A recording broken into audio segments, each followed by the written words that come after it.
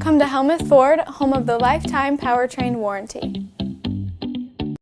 Hi, this is Stacy from Shuttler Insurance Services. Come see me on the east side of the square in Sigourney for all your insurance needs.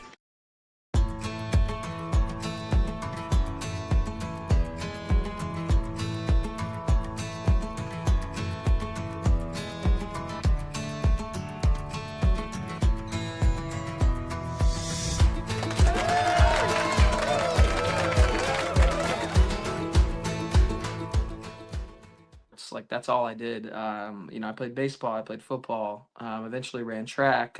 When I was really little, probably the soccer. I can't even remember, but my whole life was sports. I didn't really sing. I kind of sang in the car and did like a little bit of stuff, kind of just in the background. But I never picked up instruments, sang. No one in my like immediate family sang really, so it was just kind of something that came about later on with the music. So. At what point did you get interested in singing and doing So music?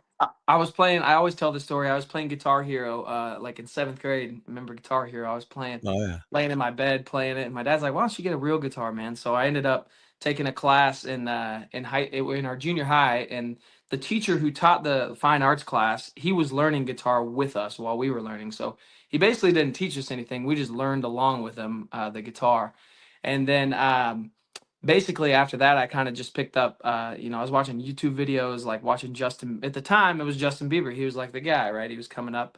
He was playing all these YouTube videos, and so I was watching his stuff and obviously a bunch of other artist stuff. And then eventually my dad's like, why don't you give singing a shot? And we kind of did, and it was yeah, it was awesome, man. It was cool to just, kind of have a grassroots start. Started learning off YouTube videos, and then eventually just kind of threw the singing into the mix after I learned the guitar. So, yep. Do a lot of singing in the car, the shower, or what? To kind of just go, oh yeah, I can keep it tuned. Well, I think just from watching the videos, because I was really just trying to learn guitar. So it was more so just like watching the guitar, their fingers moving, trying to figure out how to do chords, because I dang sure didn't learn that much from my fine arts class. So, and then I'm like, well, then naturally you just kind of like start singing along to it. So I think the first song I ever played for my parents, like, in their living room when I was younger, it was like 14. It was like Kobe Calais, Bubbly by Kobe Calais, or, stuff like that. I wasn't so big into country. I liked country music, but I hadn't sang any or played any country music. I played like Sure. Jason Mraz and Jack Johnson and John Mayer and those guys.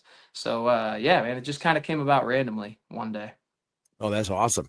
So, what about the songwriting? How did you come around? Were you always good at poetry or writing? Yeah, honestly, that was random too. It probably only came a year after I started playing. It just made sense to kind of write music. I remember I wrote some songs in high school that were super cheesy, just always about girls and stuff, But then I wrote one or two that were kind of like dark in a weird way, and people were like, "Wow, you can maybe keep writing songs." And I actually ended up getting out of music. I didn't get out of music, but when I went and played college football, I only probably did 4 or 5 gigs a year, maybe 10 gigs a year max, because I was playing football all the time, going to school. I didn't have a lot Sure. of spare time, and then in the summer I'd come back and play some patio gigs, or a little couple things here, a couple private shows. But I kind of took a back seat in college, and then when I graduated, I really ramped up just ramped it up. Started going to places, knocking on doors, handing out business cards, and trying to make something out of it. But for a while there, I wasn't doing as much singing, maybe just playing around for fun. So yeah. Remember how much your first gig you got paid for on your first gig? Oh my goodness. Yeah, I bet it was like 150, but $100 maybe. Really? 150 bucks, something like that for 3 hour, 2 hours, or 3 hours. I can't remember, honestly. I don't know. It was at Fireside Grill in Altoona, Iowa, which they're still there. So shout out Fireside. But yeah, I can't remember how much they would have paid me. I don't want to like say like a low number and then everybody's like, oh, they're cheap, but Right. I was just starting out. I think they took care of me pretty good, because they were like, oh, let's give the young kid a chance and give him some money. But Yeah. it was cool. We had a really supportive town. I'd bring out a whole bunch of people to it, and so yeah, it was really neat. Yeah. Huh. So now you got a whole band too you travel with and Not a do full all that? band. No? No, so I don't play with a full band. I just play with me and my drummer John. So we're kind of like we almost try to say we're an experiment in country music, because you don't see a lot of country music with just a drummer and a guitar player. So that's what Sure. we are for right now. We'll see if we add members later, but we've been able to carry some pretty big venues, pretty big crowds with just me and John. So it's kind of a fun, just a way to change it up on somebody. They hear your name, they're like, oh, he's gonna come with a full band, and then there we are with just me and my drummer, and he kills it. He gives me a really really solid beat, and is always like just super high energy, and so am I. And we do a lot of crowd work, and we do a lot of kind of party style shows, and we're always trying to make sure that like everybody's drinking, everybody's having a good time, but we want to make sure that our sound is full. So yeah, without the full band, we just try to we try to make it worth your while. So. The latest single that you have going on, Jordan, that's just "Living in the USA." Did you Yes, write that? sir. Yeah, I wrote that song. Try to write all the music. Honestly, I haven't really took on a writer or anything yet.